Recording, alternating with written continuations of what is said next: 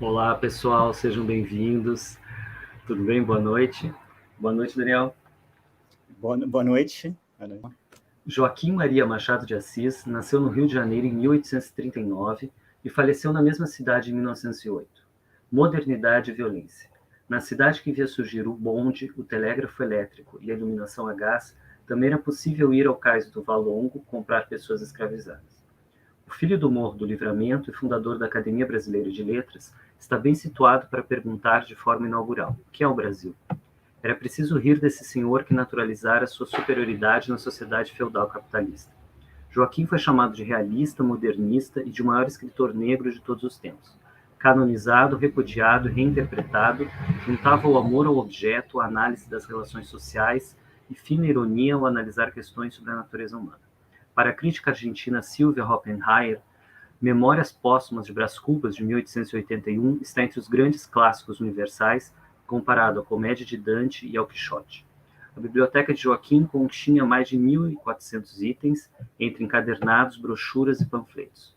Leitor de Gustave Flaubert, Balzac e Zola, também conheceu Montaigne, Pascal e Schopenhauer.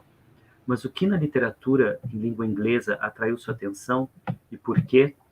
Bom, então, para a gente continuar essa conversa, estamos aqui com o Daniel e eu peço que você se apresente, por favor. Olá, Afonso. Mais uma vez agradeço pelo convite, de participar do seu canal do YouTube, pela segunda vez agora. Olá a todas e todos que nos assistem. Bom, uma apresentação breve sobre mim. Eu sou formado em História na Universidade de São Paulo, fiz depois um mestrado em Filosofia e doutorado em Teoria Literária, também na Universidade de São Paulo. Atualmente eu faço uma pesquisa de pós-doutorado na Unicamp e agora fazendo um estágio de pesquisa na University College London, em Londres, na Inglaterra. A minha pesquisa é principalmente da relação do Machado com os ingleses, mais especificamente sobre as crônicas do Machado, que é uma parte dessa obra que foi menos estudada, ou menos em relação aos romances, aos contos. E, em particular, a relação dele, dessas crônicas do Machado, com Charles Lamb e com os ensaístas ingleses. Então, um pouco uma tese que eu defendo é que teria uma afinidade, inúmeras afinidades, na verdade, a gente até pode começar mais sobre elas, entre essas duas formas, o ensaio de periódico, o familiar essay, com a crônica brasileira, e sobretudo a crônica do Machado. Bom, acho que é isso. Legal. Bom, tem nosso programa, para quem quiser ver mais sobre essa relação, vamos começar, então, pela obra dele, Talvez o crítico mais famoso seja o Roberto Schwarz, e ele diz que escreveu Um Mestre na Periferia do Capitalismo, onde ele diz: faltando fundamento prático à autonomia do indivíduo sem meios, em consequência da escravidão, o mercado de trabalho incipiente, o valor da pessoa depende do reconhecimento arbitrário e humilhante, em caso de vai e vem, de algum proprietário. Então vamos falar um pouquinho da obra do Machado de modo geral, por favor. Tá. Bom, o Machado, ele publicou... A obra do Machado é uma obra vastíssima, Então, ele publicou 10 romances. O mais conhecido, a gente sabe, que são as Memórias Póstumas de Brás Cubas, que é uma espécie de divisor de águas, A gente pode falar também sobre isso, que a crítica consagrou essa obra, então, como o início de uma segunda fase, uma fase de maturidade do Machado. Ele publicou 5 coletâneas de poesia, 7 coletâneas de contos, 10 peças de teatro, 12 séries de crônicas que ele editou, participou, e mais traduções, adaptações, enfim. Então, é uma obra de fôlego e de um autor, então, que percorreu os principais gêneros literários, E isso, por si só, já é algo bastante impressionante, se a gente levar em consideração o fato de que ele é de uma origem simples, uma família simples, filho de uma lavandeira portuguesa e de pai... Mas antes de chegar na vida dele, eu queria te perguntar sobre essas fases, Porque também tem momentos diferentes. Sim. Bom, em relação a... Bom, isso ficou uma... Já desde a época do Machado, tem um pouco essa ideia de que as Memórias Póstumas de Brás Cubas inauguraram, então, uma segunda fase, uma fase de maturidade Então, você teria esses romances da primeira fase, que seriam romances muito mais próximos do romantismo, de alguns pastiches do romantismo da época, e com as memórias póstumas em diante, então, Quincas Borba, Dom Casmurro, por aí vai, você teria uma fase do Machado, alguns consideram realista, e tudo bem, a gente pode pensar dessa forma, né, que tem uma presença de um realismo ali, mas, sobretudo, uma visão mais pessimista e crítica em relação à sociedade brasileira, em relação à vida, né? Bom, tudo bem, isso é uma espécie de lugar comum, né? Pensar as memórias póstumas como esse divisor de águas. Contudo, alguns trabalhos mais recentes sobre as crônicas do Machado, que, não falei, é a parte que eu estou estudando com mais atenção, você já poderia observar essa mudança de posicionamento, essa quase como uma crítica, uma autocrítica em relação à obra anterior, em relação ao Brasil, né, e ao mundo, nessas séries que antecedem as Memórias Póstumas, principalmente Notas Semanais, de 1878. Ali você já tem a presença de um narrador irônico muito parecido, né, com esse narrador que a gente vai encontrar em Brás Cubas, né? Um narrador que tem um nome, inclusive, um pseudônimo, né, que chama Eliasar, né? Ele adotou diversos pseudônimos nas suas crônicas, esse foi um deles.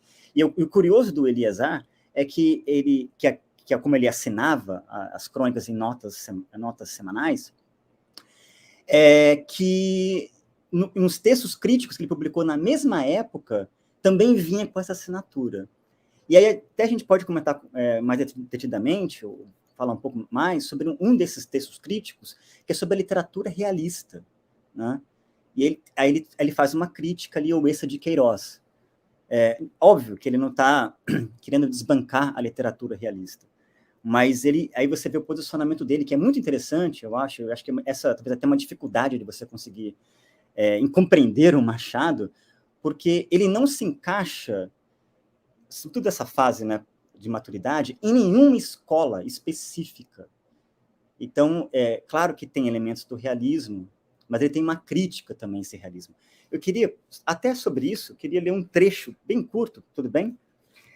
Que está nesse ensaio, então, sobre a literatura realista, assinado, então, por Eliasar, que falei que era esse pseudônimo, né, do Machado cronista na época. Ele diz: não peço, de certo, os estafados retratos do romantismo decadente. Pelo contrário, alguma coisa há no realismo que pode ser colhido em proveito da imaginação e da arte. Mas sair de um excesso para cair em outro não é regenerar nada, é trocar o agente da corrupção. Isso é interessante. Então, mostra aí o posicionamento dele como eu falei, um escritor que não se encaixa, e ele não queria ser encaixado em nenhuma corrente literária dominante. E aí fecha um pouco com o Eugênio Gomes, né, o crítico que você me apresentou, falando dessa questão micro-realismo psicológico, alguma coisa assim, né, onde esses elementos do realismo entram para uma análise, né, da pessoa humana e tal, né. Muito obrigado. Vamos falar um pouquinho, então, das origens dele. Agora sim, ele foi neto de escravos, ou algo assim, como Chekhov, né, que também tinha uma impaciência incrível com as pessoas que não trabalhavam, mas sabia latim, sabia francês. Vamos falar um pouquinho, assim, brevemente, dessa pessoa. Sim, sim. Bom, aí sobre isso eu vou citar uma outra grande estudiosa de Machado, que é Lúcia Miguel Pereira, grande biógrafa também, né? E no livro dela, Machado de Assis, Estudo Crítico e Biográfico, um livro que saiu, salvo engano, na década de 40, vou ler um trecho aqui. Ela diz: mulato ele o era sem disfarce, a raça gritando na vasta e rebelde cabeleira que lhe caía sobre as orelhas, nos lábios grossos encimados pelo bigode ralo e duro, nas narinas achatadas. Então ela ressalta esse aspecto de que ele era mulato, de que era mestiço, como você falou, né? Filho, então, de mãe portuguesa, família simples, e pai negro já alforriado, não escravo, né? E esse aspecto está presente na obra dele, está presente, claro, né?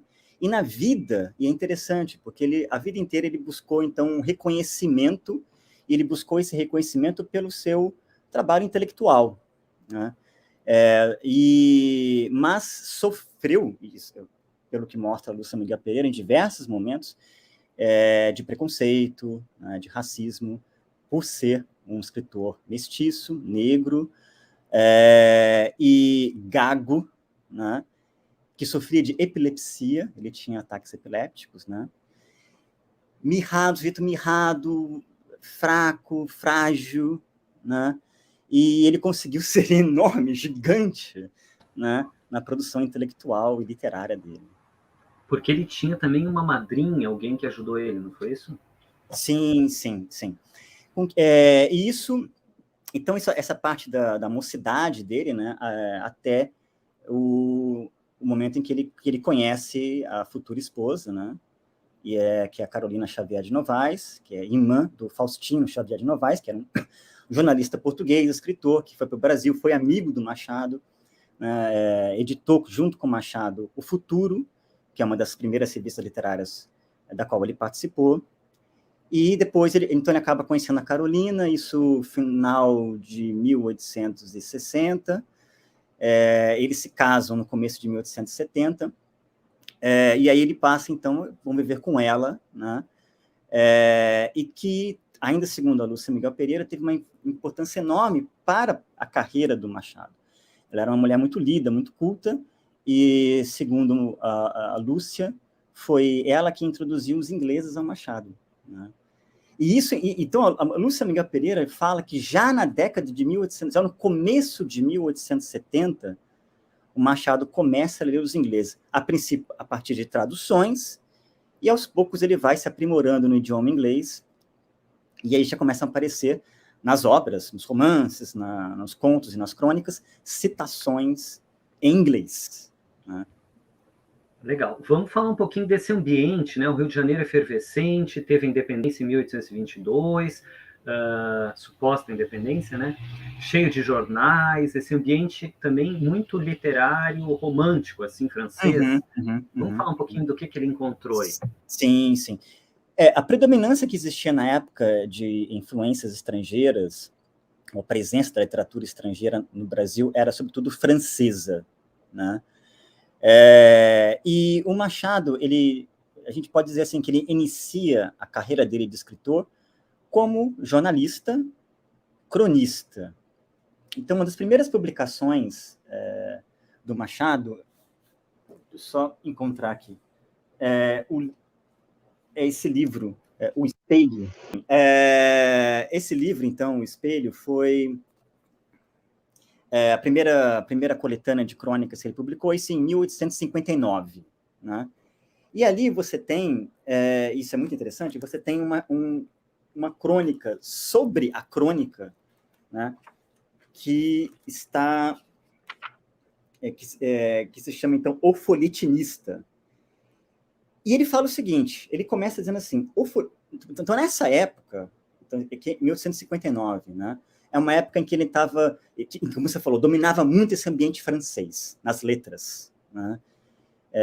Ele ainda não tinha tido contato com a literatura inglesa. E ele vai dizer o seguinte, o folhetinista é originário da França, onde nasceu, e onde vive a seu gosto, como em cama no inverno. De lá, espalhou-se pelo mundo, ou pelo menos por onde maiores proporções tomava o grande veículo do espírito moderno, falo do jornal.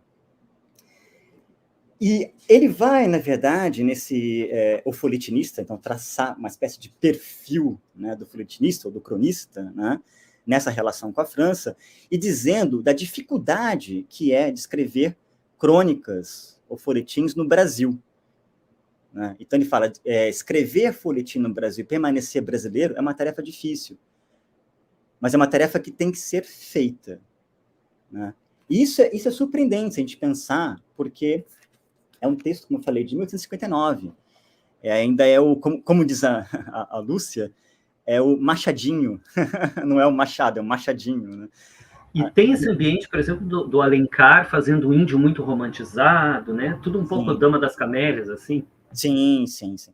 Alencar, que foi, claro, que era o grande escritor brasileiro da época, teve uma influência enorme sobre o Machado. Machado, ele, em diversos momentos, ele cita, comenta o Alencar, e é interessante também, numa das crônicas de A Semana, já no fim da vida, na década de 1990, ele lembra das conversas que ele teve com Alencar, das memórias, da amizade que ele teve com Alencar. Mas o ambiente literário era esse, né? Dominado, então, como você falou, pela presença francesa muito forte. O Alencar foi um leitor também dos ingleses, sobretudo do Walter Scott, né? A gente não pode esquecer disso, né? Os romances do Alencar se assemelham muito aos romances históricos do Walter Scott, né? Mas ainda elementos do romantismo, né? A gente pensa na Álvares de Azevedo, essa geração de escritores paulistas, que uma geração que também bebeu no Byron, no gótico, mas então, assim, você tem elementos da literatura inglesa já anteriores a Machado no Brasil, mas o ambiente principal era dominado pela escola francesa. E no meio disso tudo tem, então, essa questão dele ser mestiço, né? Que, segundo a Lúcia Miguel Pereira, teria a ver com a complexidade da obra dele. Ele está, como você falou, querendo ser brasileiro. Sim, sim, sim.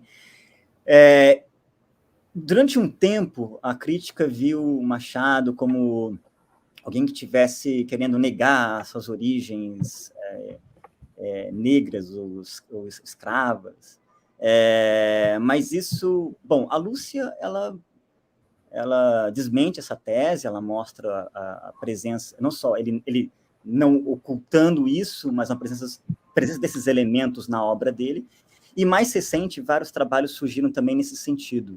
Tem um chamado Machado de Assis Afrodescendente, agora me fugiu o nome do autor, acho que é Eduardo Duarte, se não me engano, né, em que ele vai fazer uma coletânea, é uma coletânea que ele faz, na verdade, de textos do Machado, de contos, crônicas, passagens de romances, em que você vê a presença dessas questões, né, sobre a escravidão e a crítica que ele faz, mas sempre de uma maneira muito sutil também, né? O Machado, acho que talvez, eu diria que a principal obra dele que trata do tema da escravidão é a série de crônicas Bons Dias, de 1888. Então, ele tá acompanhando justamente essa virada, né, da escravidão para a Lei Áurea. Então, assim, ele está acompanhando isso nessa série de crônicas. E tem um dado interessante, né, sobre Bons Dias, porque, bom, eram crônicas que foram assinadas, não tinha assinatura, né, são crônicas anônimas, começava com Bons Dias e terminava Boas Noites, né, e só se descobriu a autoria do Machado dessas crônicas na década de 1950. Então, você vê assim, ele foi muito sutil, né, perspicaz, assim, de não se comprometer nessas críticas que estava fazendo, justamente para não sofrer também algum tipo de censura, também levando em conta de que ele assumir um cargo público, né? Então, ali em Bons Dias, acho que eu diria que é o momento em que que mais transparece essas questões. Ele adotou ele criou um personagem, né, que é um narrador, né, dessa série, chamado Policarpo, que é um homem rico, né, mais velho do que o Machado, porque em dado momento ele fala que nasceu numa certa idade anterior ao nascimento do Machado, né, e, ao mesmo tempo, com ideias liberais. Então, assim, ele tinha escravos, mas ele libertou os escravos, diz ele, no dia da Lei Áurea, né, que quando ele publicou essa crônica, né, o narrador fala que ele estava à frente do seu tempo, porque ele já tinha libertado o escravo dele antes, né? Então, sempre assim, um tom meio irônico, que isso aparece muito também nas Memórias Póstumas, né, ele adotar esse narrador, um narrador que é um membro da elite, né, o Brás Cubas, né, um membro da elite, né, um proprietário que tinha escravos, enfim, para fazer uma crítica dessa elite. Então, sim, dá para pensar muitos elementos na obra do Machado sobre as críticas que ele faz ao país escravocrata em que ele vivia, principalmente na série Bons Dias. Até porque, então, ele meio que previu essa República Velha, que as coisas iam continuar as mesmas, né? Os escravos Eu não acho iriam que, assim, eu acho sair dali. a grande crítica que ele faz foi um modo como se deu o fim da escravidão. E para ele diz, parafraseando, né, que o fim da escravidão representou, na verdade, a passagem de uma escravidão para outra. E por quê? Porque os ex-escravos não tiveram nenhum tipo de auxílio do governo para se inserir no mercado de trabalho, nada disso. Então, na verdade, foi ele observa mais uma continuidade do que uma ruptura. Embora, evidentemente, ele tenha festejado, isso aparece nas crônicas, sobretudo em A Semana, que são crônicas mais autorais, ele lembra dessa data e da celebração que teve com a Lei Áurea, e ele celebrando, como ele diz, ele fala assim, né, alguma coisa nesse sentido, né, que ele detesta sair de casa, detesta estar na multidão, mas nesse dia ele estava na multidão, ele estava celebrando, como ele nunca fez antes.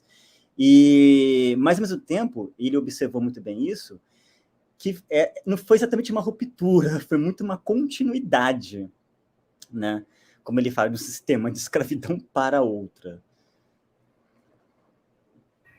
Vamos falar um pouquinho do Guimarães Rosa, que em 1939 disse isso, né?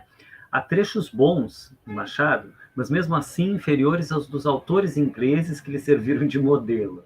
Então aí aparecem os autores ingleses, né? Sim, sim. Qual a influência, então, deles? Tá, bom, aí acho que é importante comentar sobre esse livro aqui, do Eugênio Gomes, Influências Inglesas em Machado de Assis. Né?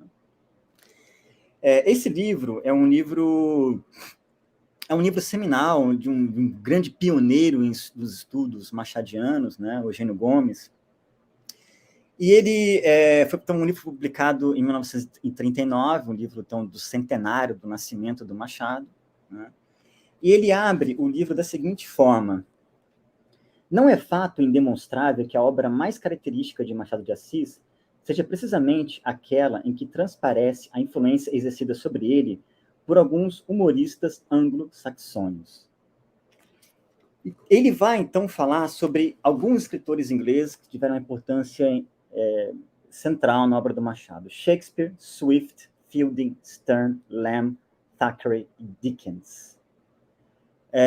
Todos eles, na leitura do Eugênio Gomes, humoristas a seu modo.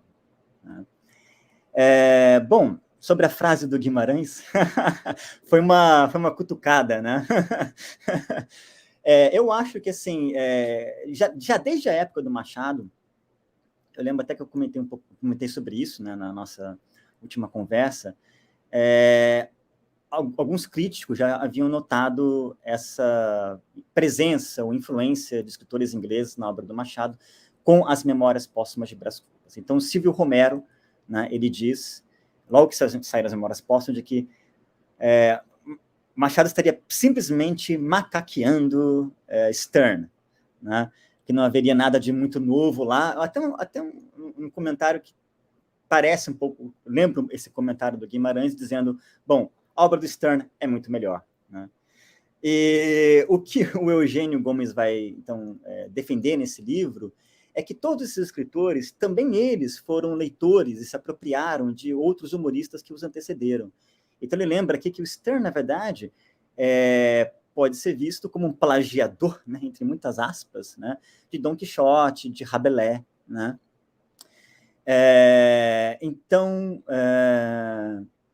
Mas aí eu gostaria de lembrar também de um outro texto, né, de um outro crítico da mesma época. Então, eu vou ressaltar aqui três críticos importantes que chamaram a atenção para essa relação entre Machado e os ingleses.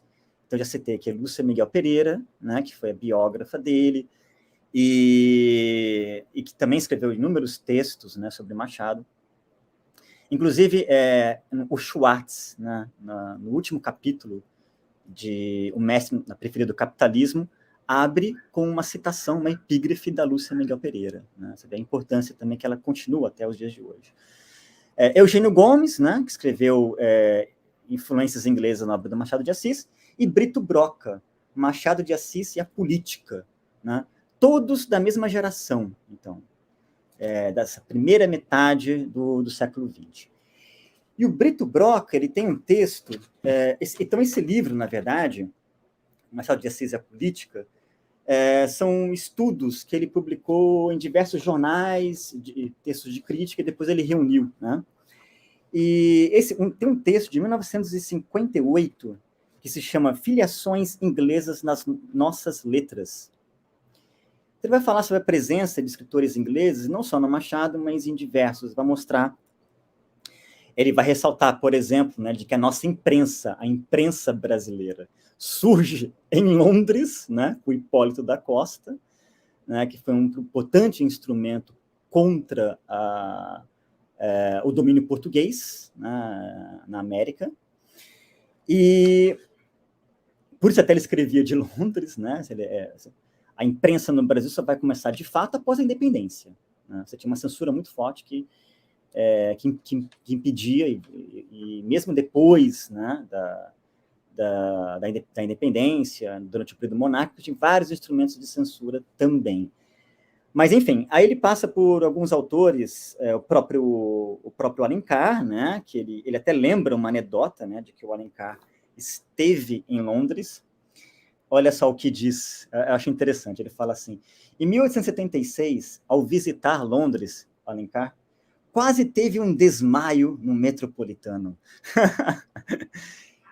Ele fala de como ele ficou impressionado e com essa Londres da Revolução Industrial, essa coisa gigantesca, né? Mas, enfim, aí sobre Machado, ele diz: Dickens, Sterne, Fielding, Lamb, Thackeray foram os mestres ingleses de Machado de Assis. De certo, o escritor brasileiro que, no decurso do romantismo e do naturalismo, mais se afastou da tradição francesa. Né? Eu queria que você falasse um pouquinho quem são essas figuras. Jonathan Swift, Lawrence Sterne. Mais ou menos assim. Sim. Bom, o Swift ele é mais lembrado de Gulliver, né? As viagens de Gulliver, que são várias, né? São várias histórias, né, que ele vai narrando, como fosse, são tales, né? E ele vai narrar, então, essas viagens por diversos países diferentes. Você tem um que as pessoas são pequenininhas, Lilliput, outras pessoas são enormes, né? E ele foi, na verdade, um grande escritor satírico, crítico, irônico, e o Swift ele teve uma importância também muito grande para o surgimento do ensaio de periódico. Né? Então, eu lembro que eu comentei, né, na nossa última conversa, né, sobre o The Tatler e o The Spectator, né, que foram os primeiros jornais, a origem, na verdade, do ensaio destinado à imprensa, né? E o Swift esteve lá, ele foi um dos idealizadores do The Tatler, sobretudo sobre o The Tatler. E é interessante, eu gostaria de ler uma passagem aqui, que o Machado, ele conheceu o Swift não só, então, como autor de viagens de Gulliver, né, como esse autor satírico, mas também como autor fundador, né, do ensaio destinado à imprensa. Então, eu queria ler um trechinho aqui, que está numa crônica de 21 de junho de 1896. Então, é isso da série A Semana. Essa crônica, ele começa dizendo assim, né, bom, hoje começa o inverno, né, 21 de junho, começa o inverno, e tem até uma coisa meio interessante, quase todas as crônicas do Machado, desta data, de 21 de junho, ele celebra o inverno e ele lembra, muitas vezes, de que, olha, eu faço aniversário hoje. Então, é um dado biográfico, porque a gente sabe que ele nasceu no dia 21 de junho, né? E, por esse motivo, em diversas crônicas, ele vai dizer que é por isso que ele odeia o calor, né? Porque ele nasceu no primeiro dia de inverno. Mas até depois eu posso citar outras crônicas que ele fala sobre isso, que é curioso, né? Mas nessa crônica, ele vai lembrar sobre os almanacs, né? E o almanac era um tipo de literatura de periódico, a gente pode pensar, que antecede, né, o surgimento do Tatler e do Spectator. Aí ele vai falar assim, né? No que os almanacs podiam mudar, e não seria mudar, mas tornar ao que foram e confirmar, assim, a máxima de Montaigne, é em reviver a astrologia como no século XVIII. Aí então ele vai falar, aí ele vai dizer sobre ele vai lembrar sobre um desses almanacs do Swift. Tais eram elas que o Deão Swift também fez o seu almanac astrológico, em que anunciou uma porção de sucessos mais ou menos graves, uns políticos, outros particulares, alguns simplesmente meteorológicos, como são hoje os de Holloway. Entre essas predições figurou a morte de John Partridge, autor de outro almanaque astrológico, para o dia 29 de março, às 11 horas da noite. Não vi a certidão de óbito de Partridge, nem a história se ocupou com o desaparecimento desse personagem, mas em carta que se publicou por esse tempo, a morte de Partridge foi contada como tendo ocorrido no próprio dia 29 de março, pela moléstia anunciada, com uma única diferença da hora, que foi às 7:05, isto é, 4 horas antes do almanaque. O finado tentou contestar a notícia, mas a réplica do Deão, Swift, foi tão completa e lúcida que o fez calar para sempre.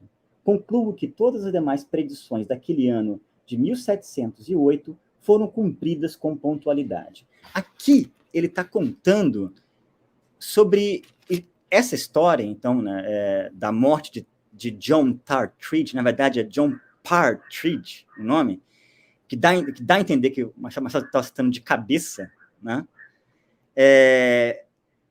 Essa história é contada nos primeiros números do The Tatler, né?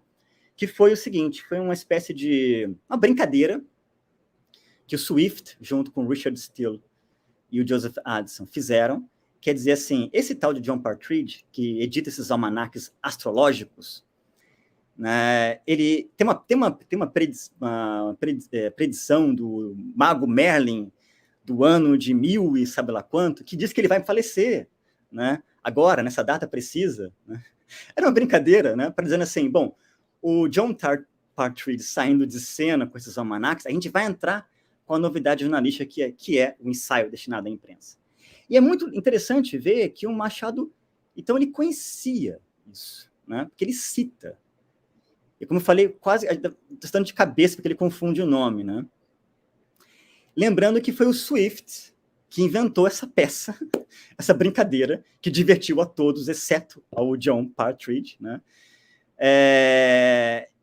Bom, enfim, o Swift, ele é lembrado aqui, ele é lembrado em diversos momentos da obra do Machado, como esse escritor de obras de sátiras, né? Sátiras políticas, e também ao lado de Steele e Addison como fundador do ensaio destinado à imprensa. Então, isso é curioso. Né?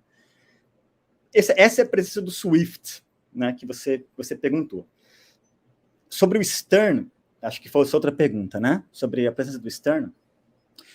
Eu já falei, então, no começo, né, da fala, o Silvio Romero dizendo que Machado foi um macaqueador do Sterne. A principal obra do Sterne, então, é o Tristram Shandy, ou A Vida e as Opiniões do Cavaleiro Tristram Shandy. Né? Um romance que saiu na década de 1760, que é um romance muito peculiar, porque ele é extremamente digressivo. Então, ele vai contar sobre a vida e as opiniões de Tristram Shandy, mas o Tristram Shandy só nasce metade do livro. Então, assim, boa parte, na verdade, do livro não é sobre Tristram Shandy, não é sobre a sua vida e suas opiniões. É sobre a relação do pai, Walter Shandy, com o tio Toby. E as conversas entre eles. Então, tem esse tom conversacional, que lembra muito o ensaio. Né? O Hassler já dizia, né, que o estilo do Sterne é o melhor estilo conversacional em língua inglesa. Quando você lê, parece que está escutando os personagens conversando com você ao pé do ouvido, né? E porque eu li esse livro, basicamente, é um livro que eu diria basicamente sobre as conversas, as anedotas, as histórias do pai, do Tristram Shandy, porque o Tristram Shandy vai nascer bem depois, como eu falei, né? O Walter Shandy com o tio Toby. Cada um deles com as suas peculiaridades.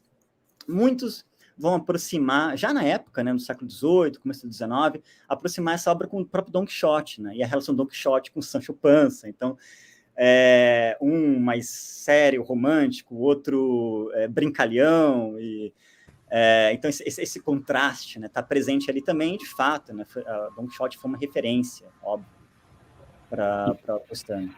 Tem esse tom um pouco fragmentário, né, que talvez lembre o modernismo do Machado. O que eu acho que é importante lembrar, né, sobre isso, a relação com o Stern, é esse livro, né, do Sérgio Paulo Rouanet, Riso e Melancolia, né? Que, bom, Sérgio Paulo Rouanet, né, que faleceu essa semana, né, aos 88 anos de idade, que era o presidente da Academia Brasileira de Letras, um dos responsáveis pela criação da Lei Rouanet, né? E nesse livro, então o que acontece, né? Das últimas décadas para cá, alguns críticos, principalmente o Rouanet, mas não só, vão voltar para essa relação do Machado com os ingleses. E o Rouanet, ele vai dizer que desses autores, o que teve uma influência maior foi o Stern, né? Como eu falei, já tinha sido observado pelo Silvio Romero e diversos outros. Eu tento discordar um pouco dessa tese, mas tudo bem, né? E nesse livro, Riso e Melancolia, o subtítulo é A Forma Chandiana em Stern, Diderot, Javier de Maistre, Almeida Garrett e Machado de Assis. Ele vai dizer que todos os escritores escreveram, então, aí para usar para fazer uma citação, né, do Schwartz, escreveram sobre o signo de Stern, né? E quais seriam, então, o que seria, então, essa forma chandiana, né, tal qual o Rouanet entende e caracteriza? Ele vai falar sobre alguns aspectos, né, que é hipertrofia da subjetividade, digressividade e fragmentação, subjetivação do tempo e do espaço, riso e melancolia, essa junção entre riso e melancolia. Então, esses 4 elementos seriam aspectos da forma chandiana. E com isso ele está, então, propondo uma tese que é bastante original, né, dizendo que o Stern, com Tristram Shandy, inaugura uma forma nova, né, que seria a forma chandiana, né, e uma linhagem, ele criaria, então, uma espécie de linhagem que percorreria todos esses autores. É uma tese nova porque, antes do Rouanet, você tem alguns estudos que vão pensar, então, sobre as linhagens literárias do Machado de Assis, vinculando o Machado à sátira menipéia, né? E Newton de Sarrego fala sobre isso, o Melchior também fala sobre isso. Agora, para esses outros autores, então, que vinculam o Machado com a sátira menipéia, vão dizer assim, bom, mas o Stern também faz parte da sátira menipéia, né? E aí, no caso, o Rouanet, a leitura original dele é dizer que haveria uma espécie de novidade, uma ruptura até, né, com Tristram Shandy, e que inauguraria uma outra linhagem, e que incluiria, então, o Machado de Assis das Memórias Póstumas, principalmente. Essa sátira da antiguidade, você está se referindo, né? Sim. A sátira menipéia, sim, do Luciano de Samosata, sim. Uhum.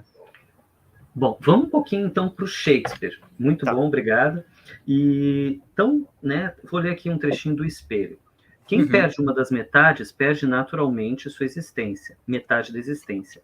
E casos há, não raros, em que a perda da alma exterior implica a da existência inteira. Shylock, por exemplo. A alma exterior daquele judeu eram os seus ducados. Perdê-los equivalia a morrer.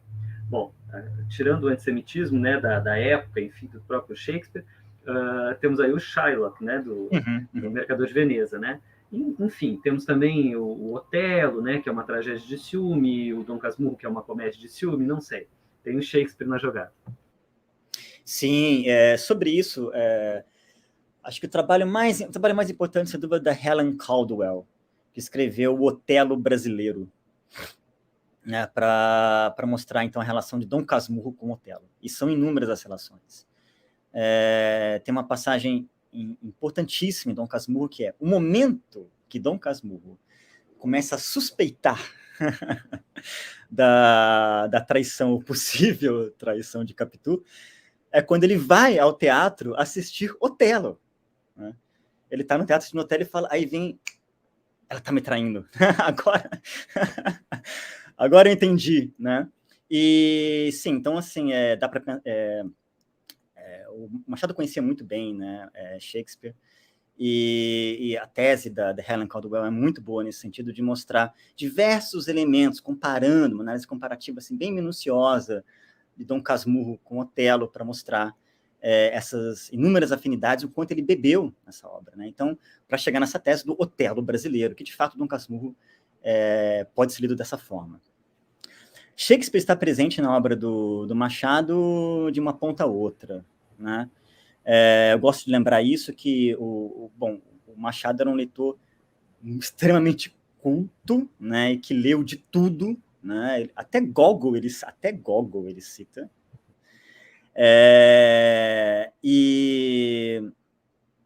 Mas o autor que ele mais cita em toda essa obra é Shakespeare.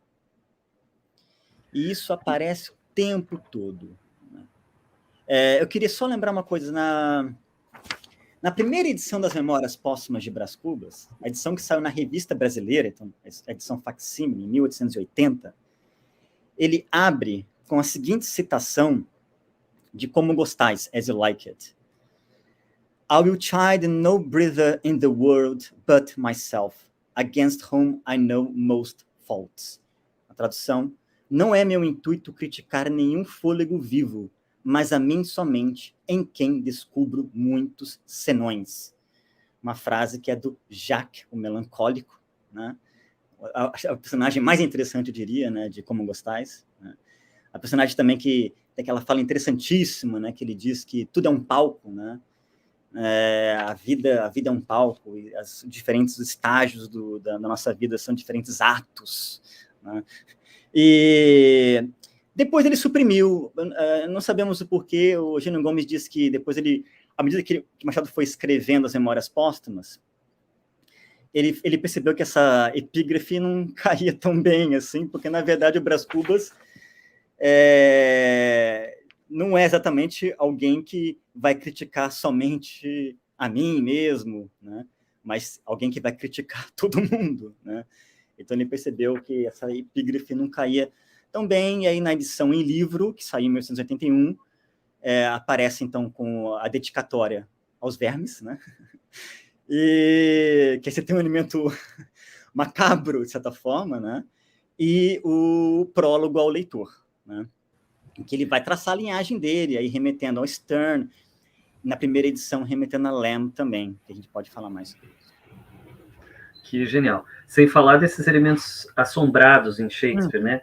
Bom, vou continuar lendo um trechinho aqui do Espelho. Ele vai dizer o seguinte: vão ouvir coisa pior. Convém dizer-lhes que desde que ficara só, não olharam uma vez para o espelho. Ele tinha um receio de achar-me 1 e 2. Por fim, olhei para o espelho e justamente achei-me 2. Então aqui nós temos, sei lá, uma possível ligação com o Doppelganger, que é um elemento gótico, né? Eu vou ler um trechinho aqui da Causa Secreta. Garcia em pé mirava e estalava as unhas. Fortunato, na cadeira de balanço, olhava para o teto. Maria Luísa, perto da janela, concluía um trabalho de agulha. Como os 3 personagens aqui presentes estão agora mortos, enterrados, tempo é de contar a história sem rebuço. Bom, então talvez aqui tenha algumas pistas até da época, né, do Allan Poe, Stevenson, é uma época que está surgindo, né, como é que é o Frankenstein de 1816, talvez tenha aí alguma relação, afinal Brás Cubas também está morto. É um defunto autor, né? Exato, que dedica suas memórias aos vermes, né? Sim, eu acho... bom, que ele conhecia, esses autores ele conhecia, ele cita o Poe em alguns momentos. Não me lembro agora de uma citação direta ao Stevenson, mas é possível que tenha, tá? sobre esse elemento do duplo, eu acho que, claro, a gente pode interpretar esses dois contos, né, que você citou, A Causa Secreta e O Espelho, dentro dessa discussão, né, essa reflexão literária, esse motivo literário do duplo, que era uma coisa que você falou, que estava no ar, né, porque o Stevenson é da mesma época, né, o Médico e o Monstro, né, Dr. Jekyll e Mr. Hyde. Também tem o tema do duplo em Dostoiévski, o próprio Edgar Allan Poe, né, William Wilson. Então, assim, é muito provável que ele conhecesse essa literatura e estivesse ali dialogando com isso. Mas eu não acho que o Machado tenha um elemento, assim, vamos dizer assim, gótico, gótico no sentido de terrífico, macabro. Elementos macabros, sim, mas sempre nesse tom farsesco, de piada, né? Porque quando você começa a ler as Memórias Póstumas, ele fala que ele fala, não sou um autor defunto, sou um defunto autor, né? Ele faz essa distinção que é importante, né, para ele, quer dizer assim, na verdade eu estou morto, tá, gente? Eu estou escrevendo do sepulcro. E por estar morto, isso permitia a ele o quê? Mais uma licença maior para falar sobre o que ele bem entendesse. Lembra até um pouco esse começo que você leu de A Causa Secreta, né? Uma liberdade, que também tem um outro conto que chama... nossa, não lembro agora o título. Galeria Póstuma, que ele vai fazer é um sujeito que encontra um familiar faleceu, ele vai encontrar escritos, não vou lembrar agora se era o pai, o tio, enfim, faz um tempo que eu li, escritos, né, traçando um perfil literário de pessoas da família, né? E é isso, por ele estar morto, ele pode, né, agora, né, reunindo esses documentos, ele lê, né? E aí o sujeito que está lendo, que descobre, o familiar, descobre que tem um sobre ele mesmo. É divertidíssimo. Mas eu acho que esses elementos macabros, vamos dizer, macabros ou sobre da morte, né, eles aparecem no Machado, em geral, num tom farsesco, né? A gente pode relacionar isso com o gótico, sem dúvida, mas eu não, acho que não entraria na tradição do gótico, do terrífico, né? As Memórias Póstumas é um livro de sátira, irônico, que tem esse humor à inglesa, como observou a Lúcia e diversos outros, né? E sobre o Allan Poe, tem algum elemento? Ele chega a citar alguma coisa? Ele cita, olha, Afonso, eu precisaria realmente olhar aqui nas minhas anotações, porque eu tenho certeza que ele cita. Eu até vou mostrar para você aqui nessa minha edição das obras completas. As anotações em azul claro, eu coloquei as referências a autores ingleses. Eu tenho certeza que tem uma aqui sobre claro, que não é inglês, mas em inglês, né? Em inglês, exato, em inglês, exatamente. Autores escreveram em inglês. Nós temos, então, essa questão na academia, né? Eu tenho a impressão de que sempre foi muito mais vista a influência francesa, né, do que a inglesa. O que você acha que aconteceu? Por que não ficou em segundo plano essa influência inglesa, talvez? Olha, eu acho que isso tem muito a ver com o surgimento da própria academia, universidade no Brasil, né? A Universidade de São Paulo, a gente sabe que foi fundada por uma missão francesa, né? E a partir de então outras universidades foram criadas com muito, né, nesse modelo francês, né? O Lévi-Strauss deu aula na USP, o Fernand Braudel e tantos outros, você sabe, né? Tanto é que o Paulo Arantes tem um livro lá, um departamento francês ultramar, né? para falar sobre a Fefeleche, né? Inclusive, parece que só se falava em francês até determinado momento. Exato. Muitas das aulas eram em francês, né? O Gerard Lebrun, né, que também deu aula na USP, inúmeros, né? Eu acho muito por conta disso, pela formação da USP e do ambiente acadêmico universitário no Brasil, com essa forte ligação com a França, que os críticos acadêmicos, universitários, durante um bom tempo, né, ignoraram ou trataram muito pouco dessa relação do Machado com os ingleses. Porque se a gente pensar esses críticos de outrora, né, até para fazer uma uma alusão aí a um texto do Brito Broca, né, os cronistas de outrora, então, os críticos de outrora, como Brito Broca, Lúcio Miguel Pereira, Eugênio Gomes, críticos que não fizeram parte do ambiente universitário, né, no momento que estava surgindo, então, a universidade, mas profundamente eruditos, né, todos eles, né, foram também grandes leitores dos ingleses, né. O Eugênio Gomes vai escrever esse livro, Machado de Assis, Influências Inglesas, porque ele era um profundo conhecedor de literatura inglesa. Lúcia Miguel Pereira, ela foi responsável também por ajudar a divulgar no Brasil os ensaístas ingleses. Lembra que foi ela que editou aquele volume da Clássicos Jackson, né, que saiu na década de 50, que é uma compilação, né, de ensaístas ingleses, de Francis Bacon, até, não lembro se chega até Chesterton, até um autor mais ali do período, começo do século XX. Né?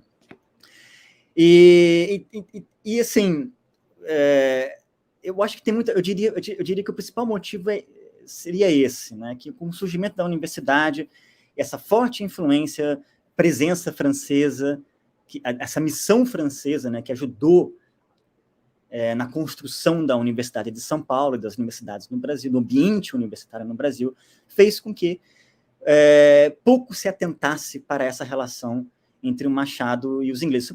E a relação do Machado e dos ingleses é uma coisa essencial, né? Porque, como já ficou meio claro aqui por essas referências todas, essas citações, de que do quanto ele conhecia e do quão importante, né, a literatura inglesa foi para ele. Mais recentemente, isso começou a mudar um pouco. A obra do Rouanet, né, que eu apresentei, Riso e Melancolia, isso já nos anos 2000, vai, então, resgatar essa relação do Machado com os ingleses. E o Hélio Guimarães publicou, mais recentemente, Machado de Assis, o paradigma inglês, né, para mostrar, então, como o Machado ele rompe, né, com o paradigma francês, que era o predominante nas letras brasileiras da época, no momento que ele passa a ler e incorporar esses autores ingleses. Né? Então, mais recentemente, a Sandra Vasconcelos também, eu não posso esquecer, evidentemente, uma profunda estudiosa dessa relação do Machado com os ingleses. Né? Ela tem um artigo sobre Machado e Jane Austen, O Gume da Ironia, uma análise comparativa bem minuciosa, mostrando a presença, a semelhança do modo como a ironia aparece, é mobilizada na obra de Jane Austen e do Machado de Assis, nos romances, não querendo provar aí que o Machado leu Jane Austen, mas dizendo que tem uma semelhança, né? E também, obviamente, os escritos da Sandra Vasconcelos sobre Machado e Sterne, né? Tem alguns.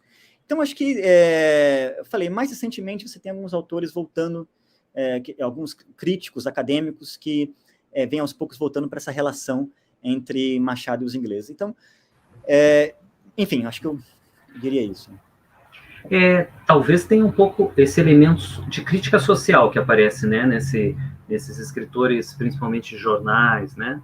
Uhum. E o Dickens também, né, que faz se fosse uma análise do seu mundo, né? Sim. Talvez seja esse interesse.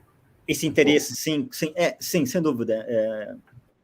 O Machado, a gente sabe que ele fez uma tentativa, né, de tradução do Dickens, a gente sabe uma tradução, uma adaptação, mas, na verdade, ele estava lendo em francês na época, né, e foi um dos primeiros, ainda no começo de 1870, né, mas a crítica social, claro, é um elemento, né, mas acho que o elemento principal, que é o que o Eugênio Gomes diz mesmo, é o elemento do humor, né, claro, o humor, né, como crítica social também, né. O John Gladstone tem uma tese que eu acho interessantíssima, né, em que ele vai dizer que nessa época, então, até um pouco anterior às Memórias Póstumas, em 1878, notas semanais, com esse pseudônimo que ele criou, personagem, Eliezer, né, você já tem a presença dessa ironia e uma ideia de que ali o Machado se deu conta de que o Brasil não é sério Então, não o levemos a sério. É um pouco isso. Né? E aí tudo que vai vir depois assim, é uma crítica, mas não no sentido como ele fazia anteriormente, uma crítica romântica com o intuito de reformar, de trazer a civilização finalmente para o Brasil, mas é uma percepção de que não, o Brasil não é sério, então não o levemos a sério. E então fazemos o que fazer? Fazer humor. Fazer um humor à inglesa, que tem essa presença de crítica social, Swift, né, que eu falei, né, muito forte. Todos eles, né? E, enfim, eu acho que mais recentemente tem se voltado para isso. O próprio Schwartz, na verdade, e o Mestre na Periferia do Capitalismo já aponta, né? E, sobre a presença do Stern e o modo também como a presença do capricho, né? Que é a ideia do whimsicality, whimsies, né? O capricho, um termo muito próprio a essa literatura humorística inglesa, né? Você tratar as coisas com uma certa leveza, né? Mas ao mesmo tempo sempre com um olhar crítico, irônico, pessimista, né? E isso é interessante, porque eu acho que o Machado, claro, estava lendo muitos autores franceses, como todos na época, mas eu acho que ele percebeu, em algum momento, como diz o John Gladstone, antes das Memórias Póstumas, em 1878, que a literatura francesa não fornecia todos os elementos que ele precisava, não só francesa, mas latina, enfim, alemã, para entender o Brasil. E ele foi encontrar isso nos ingleses, mas num grupo específico de autores ingleses, que são os humoristas, né? Que foram críticos da sociedade inglesa, de seus tempos, né? Numa chave muito parecida.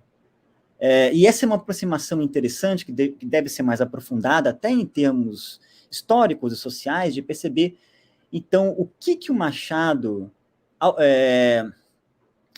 lendo os ingleses, né, ele vai encontrar para compreender o Brasil, ou uma maneira também de tratar os temas nacionais, políticos, né, por esse viés, então, como eu falei, esse viés do humor. Aliás, eu gostaria até de citar um outro autor que eu esqueci, né, de mencionar, que é o Cid Maia, Machado de Assis, algumas notas sobre humor, né? Um livro do começo do século XX, né? Comecinho do século XX. E ele, então, é um estudo, um livrinho, né? Mas um estudo muito interessante sobre, então, o que é esse humor, né? Você já tem no humor inglês a presença do riso e melancolia, né? De você, desse olhar crítico na sociedade, em que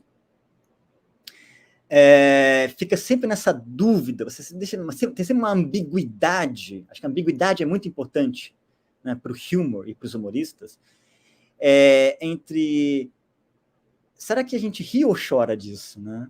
Entendeu? Eu acho que esse foi um elemento importante que o Machado encontrou nesses autores, essa ambiguidade que é difícil de você aprender, né? E esse, digamos assim, é um interesse principal que eu tenho nessa relação que eu estou estabelecendo entre o Machado e o Lamb. Porque o Lamb é um autor, é um humorista por excelência, né? E o tempo todo lendo o Lamb, você não sabe se você ri ou se você chora, né? Bom, para saber sobre o Lamb, o pessoal vai ter que ver a nossa outra live, né? Talvez aí tenha essa semelhança entre a aristocracia também, né? As castas da Inglaterra. Claro. Há que pesquisar, né? Queria que você desse uma dica ou falasse alguma coisa que você gostaria de falar e não pôde, de leitura, talvez, que o pessoal possa conhecer mais sobre o que você achar importante. Eu acho que, bom, esses autores que eu mencionei, eu gosto muito de resgatar, digamos assim, a memória desses críticos de outrora, né, que são pouco lidos hoje em dia, edições esgotadíssimas, né, que é uma pena, né? Então, eu vou citar novamente então, o Eugênio Gomes, Machado de Assis, Influências Inglesas, né?